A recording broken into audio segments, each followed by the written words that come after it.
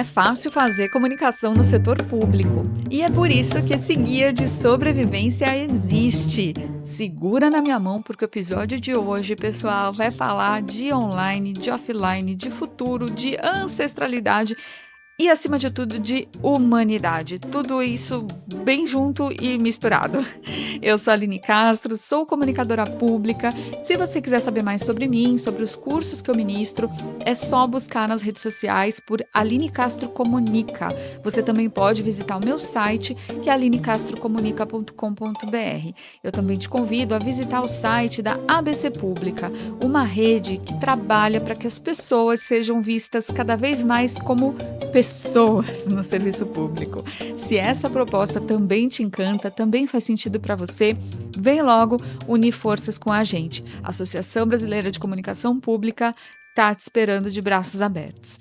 Pessoal, os episódios do podcast que tratam de redes sociais, de comunicação digital, normalmente são os preferidos. E hoje eu tô achando que o sucesso vai ser duplo, porque depois de 4 temporadas aqui do podcast, a gente vai ter um retorno muito especial com o convidado que tem o título de nada mais, nada menos do que o episódio mais ouvido do nosso Guia de Sobrevivência até hoje, que é o episódio 4. Foi lá em 2020 para o ar, é um episódio que fala sobre comunicação em rede. Então, é uma alegria imensa ter aqui comigo de volta ele, que, além de tudo, é um grande amigo. Estou falando de André Tamura e eu vou apresentá-lo. Ele é pai e marido, pensador fazedor da inovação no setor público e curioso das transformações sociais, um dos criadores do programa de inovação HubGov, HubJus, e realizador do Redes WeGov, um evento que desde 2012 direciona tendências de comunicação no setor público. Meu papo com o André, a gente começou falando sobre a suspensão do X no Brasil, que com certeza todo mundo vem acompanhando.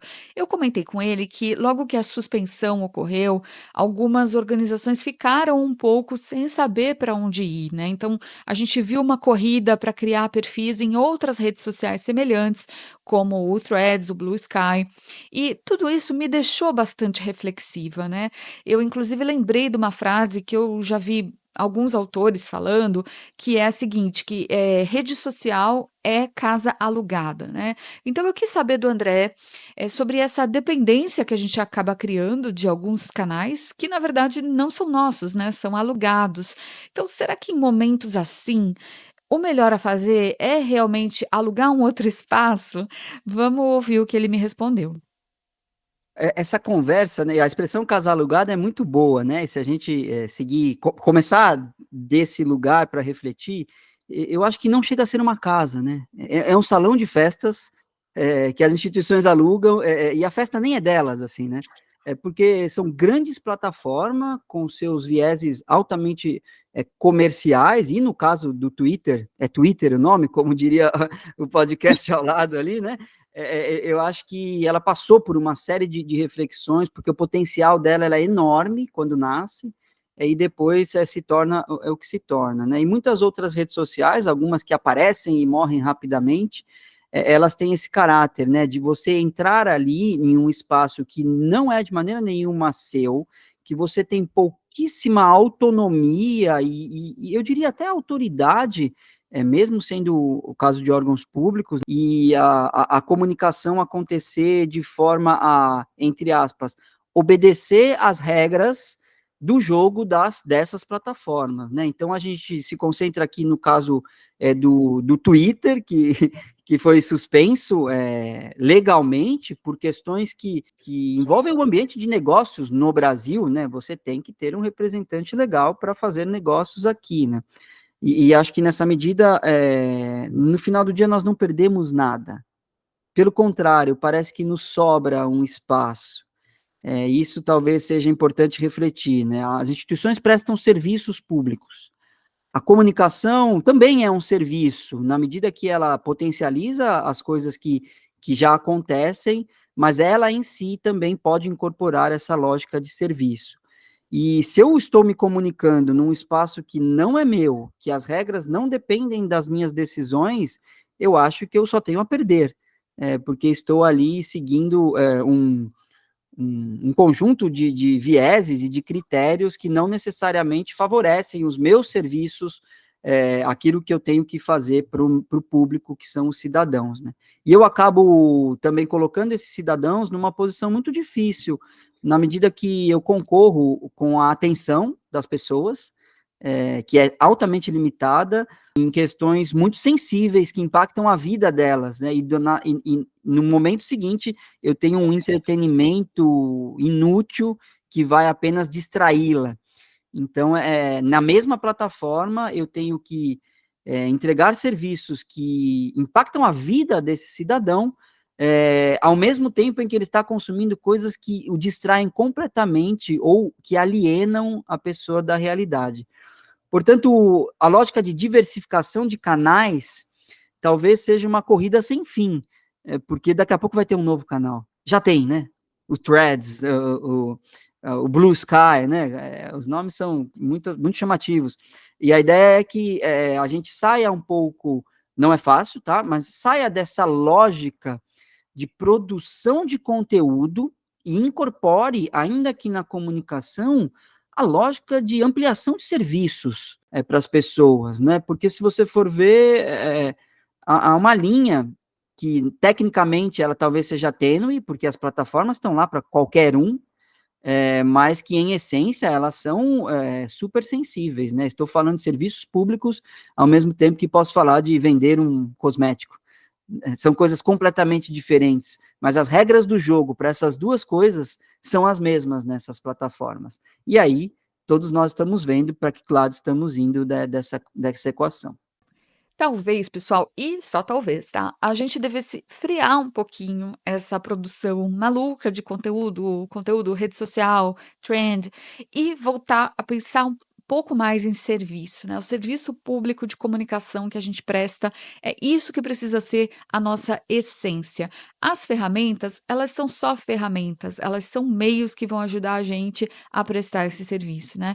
Então, comentei tudo isso no papo com o André e eu quero que vocês ouçam um pouco mais do que ele falou pra gente. Perfeito. E aqui eu coloco de um jeito assim, não, vamos parar de produzir conteúdo. Não, não, não é sobre isso que estamos falando. É ter o cuidado de não entrar nessa lógica em que todo o meu esforço vai dessa produção de conteúdo, que ela se assemelha muito mais à conexão do entretenimento ao público, que é o que essas plataformas buscam, do que um bom serviço prestado, né? Então, colocar nessa equação um peso maior para serviços. Uma vida é 100%, eu já falei isso outras vezes.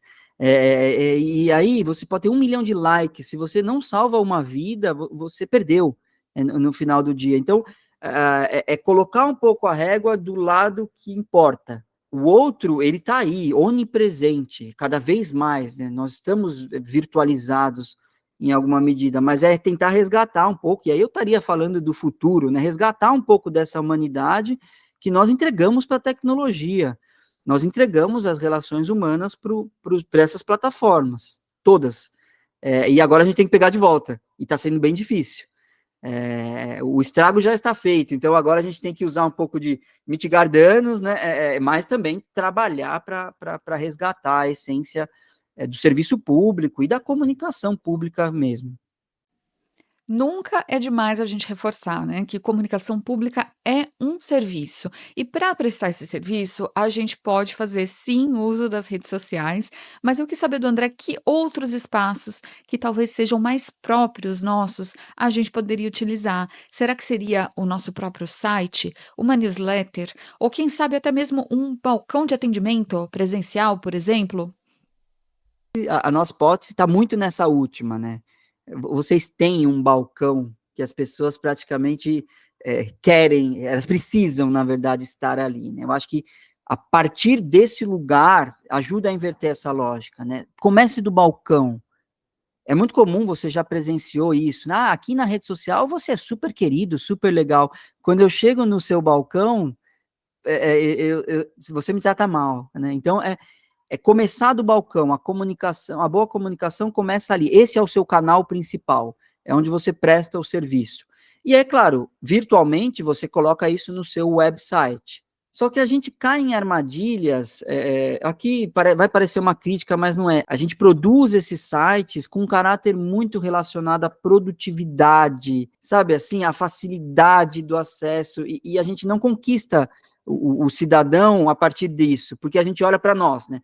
Como a gente vai trabalhar mais fácil produzindo esse site? E a gente pensa pouco no cidadão que está ali consumindo aquilo. Daí, mas ele não entra no site, ele está sempre no WhatsApp. Aí talvez a gente tenha, né, já tenha criado essa dependência dos lugares que os cidadãos estão. Mas nunca se esqueça, no WhatsApp, o cidadão que está ali, ele também está ali não para você, ele está ali para todo mundo, para comprar cosmético, para acessar a justiça. Quando ele está no seu site, ele está ali só para você, só para a justiça. A atenção dele está 100% direcionada ele foi buscar alguma coisa ali. Então, tentar transformar o seu website num canal mais atrativo, mais humano, com uma linguagem mais simples, acessível, menos autocentrada, em si mesmada.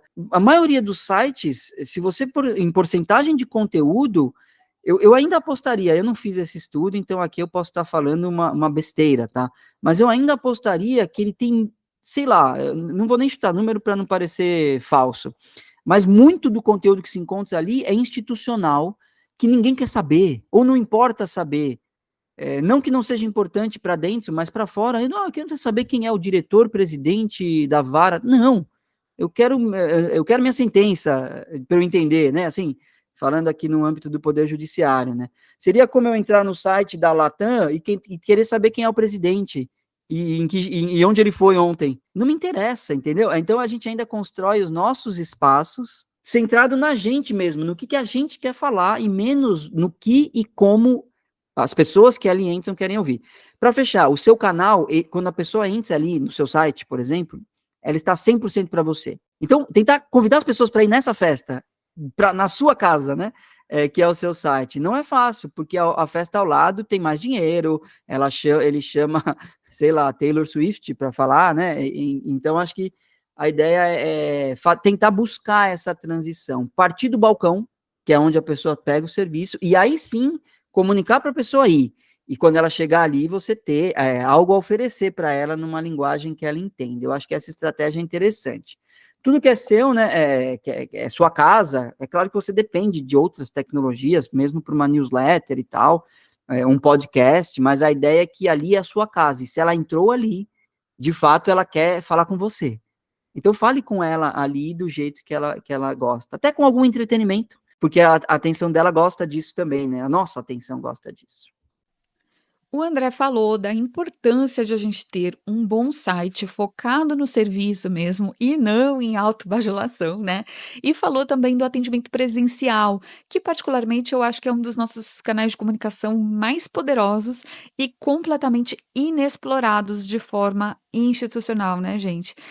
Eu lembrei, inclusive, que eu li no livro do Rafael Kiso, o livro é o Unbound Marketing, ele comenta nesse livro de uma expressão jornada on life, né, que se refere ao fato de hoje a gente nunca tá totalmente offline, né, estamos sempre com o celular na mão, então toda a experiência vira um grande mix mesmo de mídias online e offline.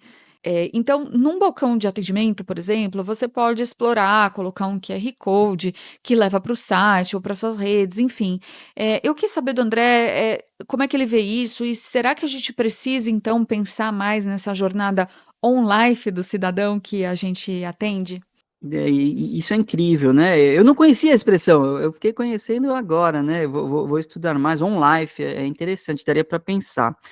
A ideia é que o que hoje a gente ainda chama de virtual, né? O escopo disso foi se ampliando. Antes o conceito de entrar na internet era forte, e existia um ritual para isso, agora a internet está, né? Porque quando a gente passa para o virtual, eu acho que a gente deixa de fora algumas coisas que são difíceis de retomar depois, né? O aspecto da própria humanidade, porque as tecnologias, elas encurtam coisas, elas ampliam o acesso, elas aumentam velocidade, mas ela é em detrimento de algum processo reflexivo, processo relacional. As tecnologias nos ajudam a fazer mais com menos. E normalmente é mais rápido, mais dinheiro, talvez mais quantidade em alguma medida, mas é com menos vida, eu diria, sabe assim? Parece que a gente fica sendo sempre consumido. O desafio de criar uma experiência, uma entrega, um serviço, nesse conceito do on-life, é focar muito no life, né? E menos no on, talvez, né? Porque senão a gente vai para esse caminho que a gente está agora, que os desafios parece que voltam muito rápido na nossa cara, como um feedback mesmo, né? Eu refleti sobre um esquema de comunicação muito conhecido, né? O emissor, o meio, a mensagem e o receptor, né? Acho que no primeiro semestre de comunicação a gente tem acesso a esse esquema, né? O que nós fizemos, dada essa aumento da disponibilidade tecnológica, foi comprimir esse esquema, né? O emissor, o meio, a mensagem e o receptor estão num lugar só, num espaço só. O feedback é imediato, é com um clique, né? O feedback do receptor, né? E ele não pensa, ele não reflete. O processo foi tão comprimido que a gente está confuso. A gente tem um contato no WhatsApp que somos nós mesmos, Aline.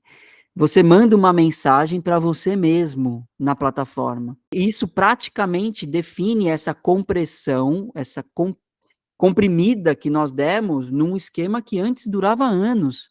Eu mandava uma carta, eu pensava o que eu ia escrever, porque aquilo era importante. Nessa medida, a gente ampliou muito o on, e a gente perdeu o life, que é o processo da vida, das relações e tal, né? E se a gente ampliar para outras plataformas que não só comunicam, que entregam mensagens, mas que entregam comida, que entregam transporte, né? Que entregam compras, a gente fez isso numa escala que a nossa cognição agora está tendo dificuldade de alcançar. É por isso que tem aumentado os casos de questões relacionadas à saúde mental, como a própria ansiedade, a infância, a geração ansiosa. É óbvio, a gente avançou muito tecnologicamente, mas nossa humanidade não conseguiu acompanhar. Pessoal, a declaração do André de que a gente avançou demais na tecnologia, mas a nossa humanidade não acompanhou, nossa, isso mexeu comigo, me impactou bastante, porque, puxa vida, né? Se um dos sentidos da comunicação pública é dar dignidade às pessoas, eu acho que a gente precisa refletir mais sobre essa questão, né? E ele tem razão. Bom, é lógico que eu quis saber como, né? Como que a gente pode, então, prestar mais atenção na humanidade? E perguntei se ele teria algum exemplo para compartilhar com a gente nesse sentido. Quando a gente usa essas tecnologias de informação e comunicação conectada a serviços que as instituições já prestam, para mim isso é a régua do sucesso. E um caso recente, que foi no Tribunal de Justiça do Estado do Ceará, apareceu a técnica da linguagem simples, com muito destaque nos últimos tempos, né? Tem um pacto pela linguagem simples, né? Dado as decisões das últimas gestões aí, é uma técnica que a comunicação, poxa, já, em essência, já teria que absorver, e o Tribunal de Justiça do Ceará, ele conseguiu fazer isso com algo sensível, que envolve a prestação de serviços. Você teve lá uma decisão judicial simplificada para aquele que toma o serviço. Então, é uma comunicação. A decisão é uma comunicação. Né? Comunique-se, né? Toma aqui. Você está. E aí, as pessoas que estão em progressão de regime, elas têm uma série de questões a cumprir para continuarem livres, né? E o Tribunal de Justiça do Ceará, ele acabou pegando esses que reincidem, não porque cometeram um novo crime, mas porque descumpriram algum tipo de ordem, tipo, estava fora de casa depois das 6 da tarde. E uma série de outras questões que a hipótese lá era que se simplificasse essa linguagem, de forma que as pessoas pudessem compreender o que ela precisava fazer para não reincidir, né, para não voltar para a prisão. Vou antecipar aqui. E aí, o comunicado era dado na hora, no balcão. Olha aqui está a sua decisão. Você agora progrediu no regime, está solto, né? Está no regime aberto. Para não voltar, você tem que cumprir isso. No período de um ano, eles zeraram as reincidências. Tipo assim, isso é algo assim, e deveria, sei lá, ser ultra premiado, né? Uma comunicação feita no balcão faz com que a pessoa que recebe entenda perfeitamente o que ela tem ou não que fazer. E aí, qual que é o canal? É o próprio balcão de serviços, né? A rede social é a rede que é sua, que é onde você presta o seu serviço ali, né?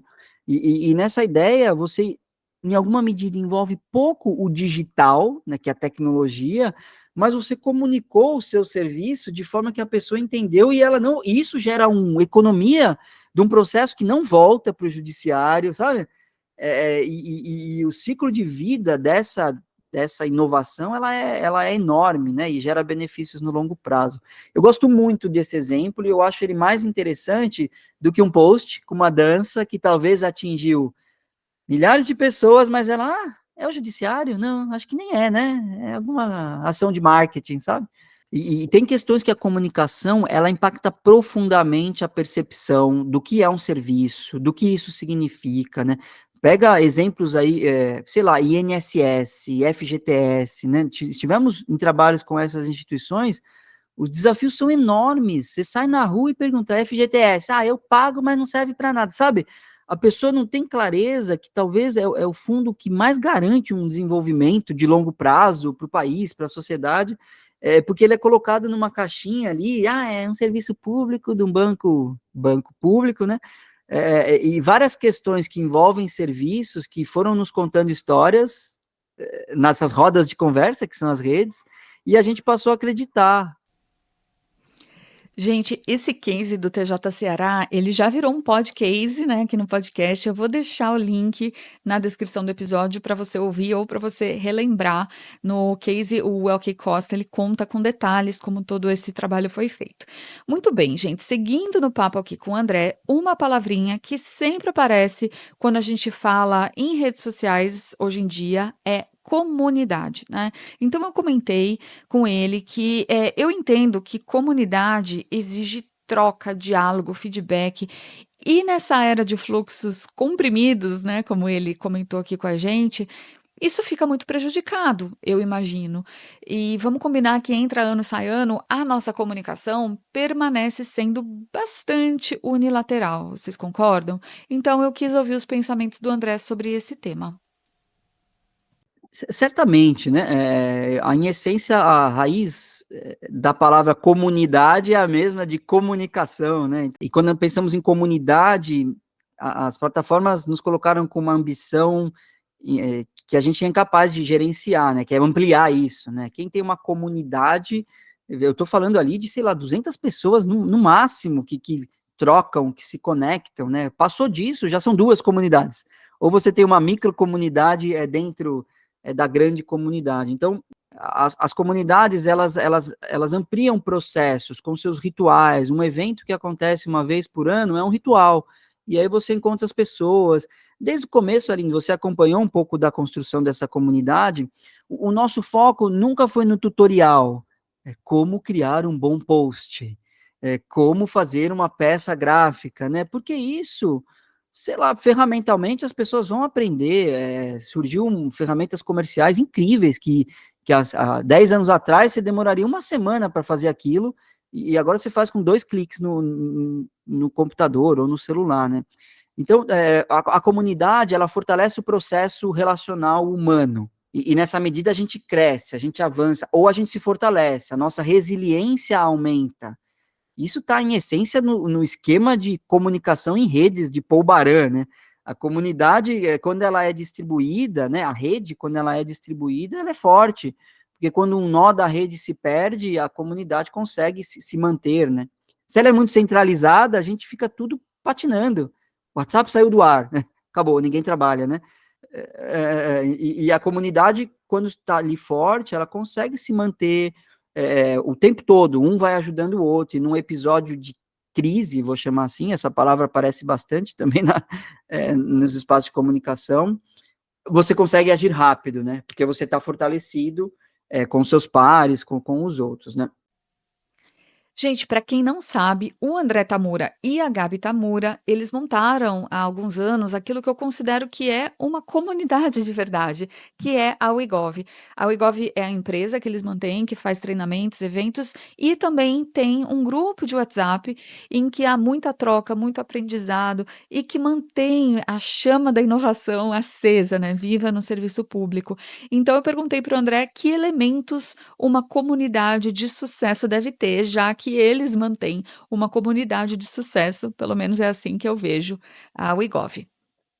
Um fator de sucesso é quando a comunidade ela consegue, em alguma medida, se autogerenciar sem estabelecer necessariamente hierarquias de poder muito claras, assim, né? Eu e a Gabi, né, nós temos uma empresa privada, que é a WeGov, mas a gente tem muita consciência do nosso papel nessa rede de profissionais de comunicação pública.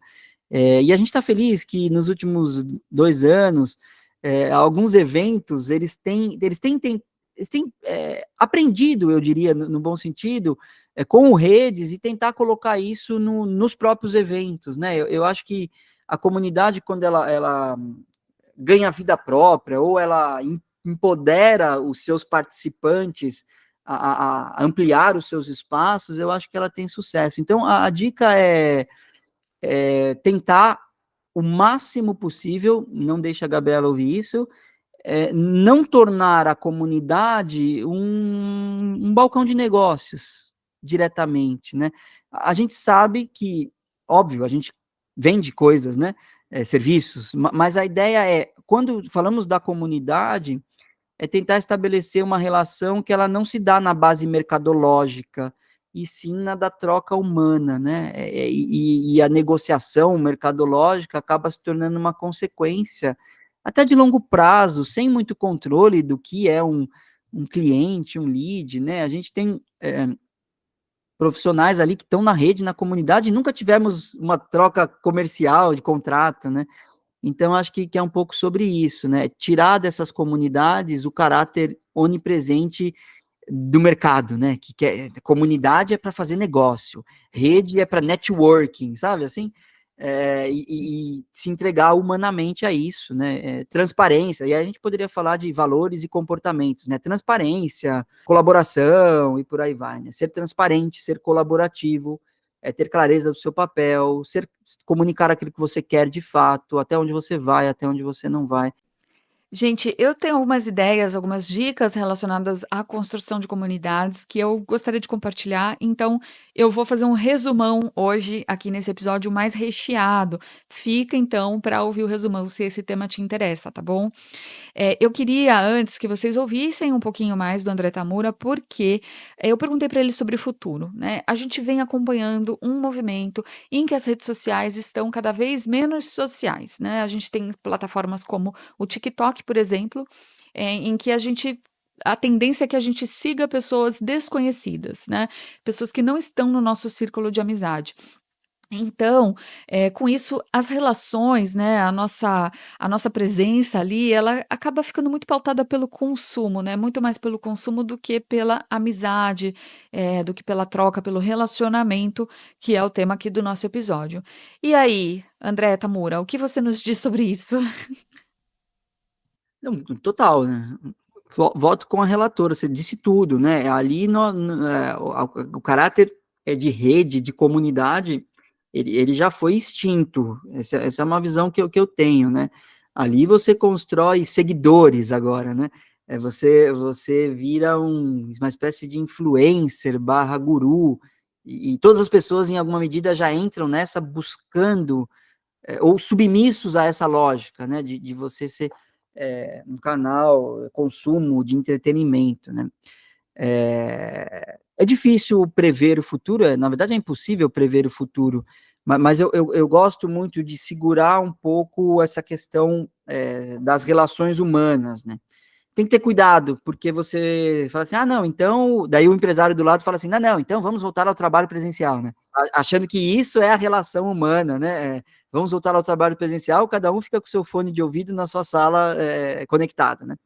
A ideia de resgatar as relações humanas tem um pouco a ver com diminuir escalas, né? E aí você tem hoje a chance de criar microcomunidades incríveis, poderosíssimas. 5 pessoas podem mudar o mundo, aquela história, né? E é assim que as coisas acontecem. E eu acho que o futuro ele tem esse caráter de até referências super urgentes e necessárias, né? O futuro é ancestral. Não porque nós vamos voltar para a Idade das Pedras, sabe assim? É porque nós vamos resgatar a humanidade que nós entregamos para as tecnologias modernas. Então, a ancestralidade tem a ver com isso, e é claro que aí cabe também a ancestralidade das histórias que foram silenciadas, minorizadas. Então, eu acho que nós podemos construir essas comunidades, temos que ter cuidado, porque isso pode gerar uma espécie de guerra e conflito, como tem acontecido, né? Mas a ideia é que a gente traga cada vez mais as relações humanas para protagonizar as decisões sistêmicas. Senão a gente vai seguir nessa linha de produtividade que já está extrapoladíssima, a gente já tem tecnologia, sabe assim, completamente demais, né? E a gente está comprimido. Então a gente tem que descomprimir-se, ampliar espaços.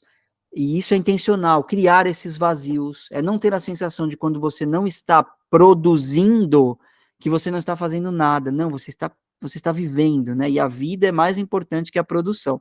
Então, acho que no futuro a gente vai ter que urgentemente criar esses espaços, né, de descompressão, de nadas, né, porque senão a gente vai seguir nessa linha e o resultado disso favorece 2 ou 3 pessoas que seguem lá, e a maioria está ficando para trás mesmo, porque está apertada num espaço que não cabe mais. A ideia é que cada um tem que encontrar essa linha, porque não tem um gabarito, né? O que vou produzir, para quem vou produzir, falando aqui bem dos profissionais de comunicação, né? O que eu presto de serviços, qual é o valor disso, né? E como não se tornar um produtor de conteúdo dessas plataformas, em essência, né? Porque senão é isso que elas nos obrigam a ser e fazer, né? E aí você perde um pouco da sua humanidade fazendo isso. Então, a dica que eu dou é, na medida do seu possível, crie esses espaços.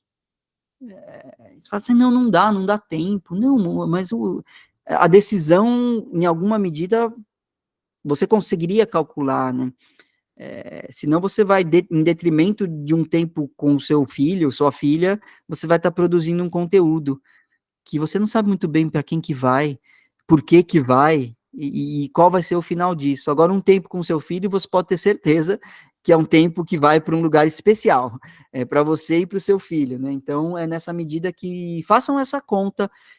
Não é simples, não é fácil, cada um tem a sua régua, mas eu acho que é isso que vai nos trazer um futuro melhor. E contem novas histórias para você mesmo e tente produzir uma vida melhor e não um conteúdo melhor. Ufa, vamos ter que dormir com essa, né, gente? Produzir uma vida melhor e não um conteúdo melhor. Eu queria agradecer demais ao André pelo papo tão profundo, quase filosófico e prático ao mesmo tempo. Então, vamos de resumão do episódio. Eu coloquei algumas dicas, alguns comentários a mais aqui para a gente repensar um pouco a nossa comunicação, né, nesses tempos que estão ultra líquidos, digamos assim. Vamos lá. A suspensão da rede social X no Brasil fez muita gente criar perfil em outras redes sociais, um pouquinho às pressas, né, para continuar veiculando suas informações. E a reflexão que fica é de o quanto a gente está baseando as nossas estratégias de comunicação em plataformas que não são nossas e que podem ser descontinuadas a qualquer tempo, deixando os nossos órgãos públicos, e o pior, os nossos públicos, né, as pessoas que dependem da nossa informação, sem acesso à informação.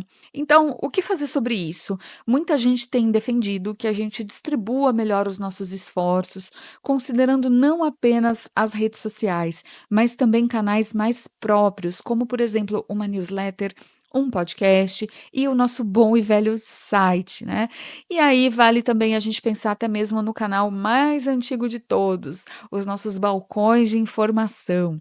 Quem é profissional de comunicação vive tanto na correria que normalmente na hora de fazer uma campanha só pensa em mídia, peça gráfica, vídeo e esquece que as pessoas ainda são nossos principais canais. Então, será que você já pensou em incluir no planejamento de uma campanha um ou dois grupos focais, por exemplo? Esses grupos servem tanto para ouvir, como para testar, como para conquistar a adesão das pessoas previamente. E para fazer isso, gente, não tem muito mistério. É você montar uma sala física, uma sala virtual, chamar pessoas relacionadas ao assunto, ao tema, contar sua história, sua proposta, né, os seus objetivos e ouvir de volta. Então é falar e ouvir. É a comunicação bem raiz, sabe? Será que a gente ainda lembra como é que faz isso? E por falar em comunicação raiz, as palavras comunidade e comunicação têm a mesma raiz, a mesma origem etimológica. Elas vêm de comunes, que significa união, colaboração. E ter comunidades, pessoal, talvez seja uma meta suprema, assim, quase um sonho de consumo mesmo para o nosso trabalho de comunicação pública, né? E por quê? Porque imagina se a gente tiver acesso a um grupo de pessoas que sejam tão engajadas, tão empoderadas, que vistam a camisa mesmo e que ajudem a gente a disseminar questões de utilidade pública. Essa criação de embaixadores de marca, né, como alguns chamam, logicamente ela não é fácil de fazer, mas com certeza ela pode dar muito mais resultado, ela pode fazer com que as nossas mensagens, né, com que o serviço que a gente presta ganhe uma amplitude muito maior e chegue às pessoas de uma forma que um canal institucional normalmente não vai conseguir fazer. É claro que isso envolve muita construção, muita estratégia, e é algo que a gente tem que ter sim no nosso radar, né, pensar nas pessoas como canais. Já falamos disso aqui outras vezes no podcast, inclusive. Bem, você pode começar procurando criar uma comunidade interna, né? Como um grupo de influenciadores internos da sua instituição. Eu tenho experiência com um projeto nesse sentido. Se você quiser saber mais, você pode falar comigo. Quem sabe eu também gravo um podcast aqui sobre esse assunto que eu ainda não fiz, né? Bem, além dos influenciadores internos, você também pode pensar em grupos que envolvam o público externo, principalmente pensando, por exemplo, com o apoio de entidades associativas, por exemplo. Para criar comunidades, algumas dicas são procurar estabelecer uma identidade, né, um nome mesmo para o grupo ou para os membros do grupo, até uma cor específica, enfim, toda essa parte visual ajuda a dar solidez à iniciativa. Invista também na memória, então faça registros, organize o histórico dessa comunidade, porque a história faz parte da identidade, né? Procure criar ambientes com segurança psicológica. Então, nos grupos, né, nesses espaços de comunidade, é muito importante a gente minimizar a carga de julgamento, né, para que as pessoas se sintam amparadas e se sintam à vontade para expressar suas ideias. Eu sei que isso é super difícil nos dias de hoje, né, não tem uma receita pronta, mas com certeza uma palavra-chave é escuta. Então, gente, uma comunidade, ela não é uma mídia, né, uma comunidade é uma troca. Nesse sentido, superar a hierarquia também é algo importante. Nesses espaços, procurar fazer com que os membros se autogerenciem, como o André Tamura nos trouxe aqui no episódio, né, e que haja uma troca sem necessariamente ter alguém dizendo exatamente o que é para ser feito. Eu acho que pode ter uma liderança, né, Seth Godin, naquele livro Tribos, ele fala muito da importância de existir algum tipo de liderança, mas a autonomia também é muito importante para gerar esse engajamento, né, que a gente tanto procura. Bem, por fim, eu acho que colocar uma boa dose de afeto ali, né, nas comunicações que a gente estabelece. Particularmente, eu acho que a gente não cria vínculo quando não tem um pouquinho de calor humano, né, na maneira como a gente se comunica. E é nesse sentido que o André trouxe tanto pra gente aqui, né, no episódio, falando da importância da gente procurar resgatar a nossa humanidade. Gente, para finalizar, eu queria dizer que de forma alguma o episódio de hoje tá querendo dizer para a gente abandonar as redes sociais como uma estratégia de comunicação. Eu acho que as redes são sim muito importantes e elas podem e devem ser grandes aliadas na hora da gente prestar um serviço público de comunicação. Eu acho que o grande chamado aqui é para que a gente use a tecnologia sim, as redes, os canais, mas que a gente também procure olhar por o que a gente está construindo, né, por meio delas. Então, é como se a gente desse um passo para trás e olhasse mesmo para a essência do nosso serviço. Será que o nosso conteúdo, né, ele está fazendo as vidas das pessoas melhores? Será que ele está aproximando, criando laços com ela? Ou corre o risco da gente estar gerando mais barulho, mais ansiedade, mais disputa, mais competição? Então, assim, pensa nisso com carinho, pensa também em todos os outros meios de comunicação que você pode estar deixando de investir porque não tem tempo, né? Mas que talvez poderiam te trazer resultados interessantes e até mais seguros, né, para que você tenha uma base da comunicação que seja mais sua. Então, assim, um site bem feitinho, uma boa lista de e-mails, né, atualizada e, claro, pessoas que representem, assim, os pontos de contato da sua instituição, alinhadas, integradas com o propósito de comunicação que a gente quer criar.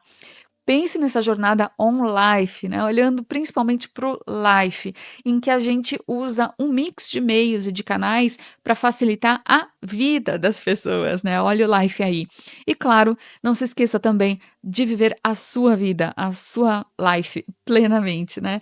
Como diriam os estoicos, né, eu tenho lido bastante sobre filosofia também, tempo é sinônimo de vida, né, então vamos honrar o tempo das pessoas na hora em que elas interagem com os nossos canais e o nosso tempo também, porque a gente sabe que a vida é muito preciosa e passa rápido demais, né, gente?